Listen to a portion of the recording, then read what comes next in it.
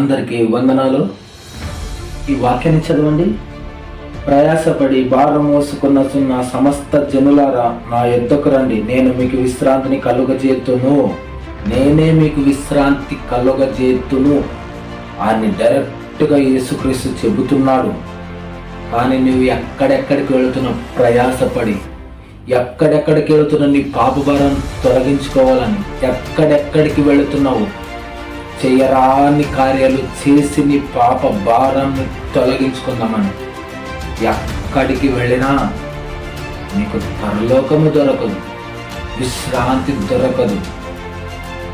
యేసుక్రీస్తు వద్దకు వస్తేనే విశ్రాంతి దొరుకుతుంది. ఎలాగా అని మీరు నన్ను అడగొచ్చు. ప్రపంచానికి సూర్యుడు ఒకడే, ప్రపంచానికి చంద్రుడు ఒకడే, ప్రపంచానికి గాలిను ఒకటే, ప్రపంచానికి భూమిని ఒకటే. అలాగునే